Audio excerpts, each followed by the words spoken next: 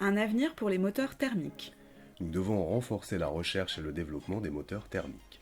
La propulsion par moteur diesel est extrêmement décriée, mais elle continuera d'exister au moins pour les véhicules utilitaires. De plus, les constructeurs doivent continuer à travailler pour que les moteurs thermiques essence et diesel soient plus propres et moins polluants. L'avenir est aux véhicules hybrides. Nous devons développer les véhicules hybrides et les véhicules hybrides rechargeables. Ces technologies nécessitent une bonne maîtrise du convertisseur, des moteurs thermiques et électriques. Nous avons les compétences humaines. Encore faut-il donner les moyens financiers pour le développement et l'industrialisation de ces technologies. Quels sont les impacts de l'évolution de la norme CAFE ? Le seuil du niveau moyen d'émission de CO2 des véhicules vendus dans l'année 2020 devait passer de 130 à 95 grammes. Dans le cas contraire, le constructeur paie une pénalité de 160 millions d'euros par gramme d'écart. D'autres énergies sont possibles et nécessitent des moteurs thermiques. Renault doit redevenir un constructeur innovant, proposant dans sa gamme de véhicules utilitaires et particuliers des alternatives aux combustibles essence et diesel. Le GPL proposé sur la gamme Dacia n'est pas proposé sur la gamme Renault et cela n'est pas acceptable. Depuis plusieurs années, des véhicules poids lourds, de transport en commun et particuliers utilisent du gaz naturel. Nous devons aussi le proposer. Plusieurs propriétaires de nos véhicules sont déjà équipés de kits d'adaptation. Mais le constructeur reste aveuglé par sa stratégie. Il menace même de suspendre la garantie sur ces véhicules.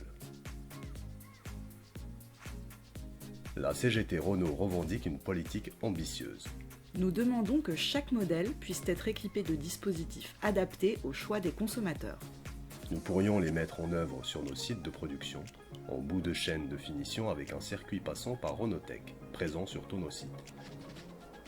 L'avantage serait de ne pas perturber le film de l'usine et de permettre le développement de l'emploi au sein du groupe. Le bioéthanol, un combustible à développer en France. Renault développe et vend ses véhicules utilisant du bioéthanol, particulièrement au Brésil. Nous pouvons en produire sur l'ensemble de la gamme.